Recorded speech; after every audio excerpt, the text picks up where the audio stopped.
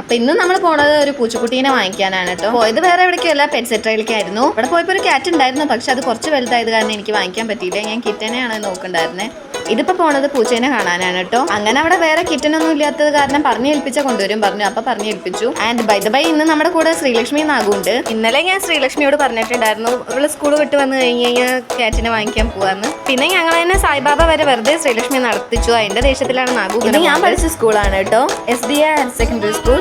പിന്നെ അവിടുന്ന് നേരെ ഫുഡ് കഴിക്കാൻ പോയി. ഫുഡ് കഴിക്കാൻ പോയ സമയത്ത് മുഴുവൻ അവർക്ക് എക്സാം അങ്ങനെ ടഫായിരുന്നു ഇങ്ങനെ ടഫായിരുന്നു പറയായിരുന്നുണ്ടായിരുന്നെ. ഭാഗ്യം കേട്ടോ, ഞാനൊക്കെ കഴിഞ്ഞ കൊല്ലം പാസ്സായി പോകുന്നത്. പിന്നെ അടുത്തത് ശ്രീലക്ഷ്മിക്ക് മുടക്കാൻ പറ്റാത്ത ഒരു ആചാരം, പെട്രോൾ പമ്പ് കണ്ട കുട്ടിക്ക് വെള്ളം കുടിക്കാം. ഇനി എങ്ങാനും വിട്ടില്ലെങ്കിലോ നാഗവല്ലിനെ പോലെ വിടമാട്ടേ ചോദിച്ചിട്ട് അവിടെ നിൽക്കും. പിന്നെ ജൂനിയേഴ്സ് എന്തെങ്കിലും ആഗ്രഹങ്ങൾ പറഞ്ഞാൽ നമ്മൾ സാധിച്ചു കൊടുക്കണമല്ലോ. അതുകൊണ്ട് ഞാൻ പറഞ്ഞു നീ ധൈര്യമായിട്ട് പോയി വെള്ളം കുടിച്ചോന്ന്. പിന്നെ ഇവരെ മുഖം കാണിക്കാത്ത വേറെ ഒന്നുമല്ല, മുഖം കാണിച്ചു കഴിഞ്ഞ് കഴിഞ്ഞാൽ ഇവരെന്നെ ഇടിച്ച് പനിക്കിടും. ആ കാര്യത്തിൽ മാത്രമേ ഞാൻ അവരെ സീനിയറാണെന്നൊന്നും അവർ നോക്കില്ല. പക്ഷെ പാവം കുട്ടികളാണ് കേട്ടോ.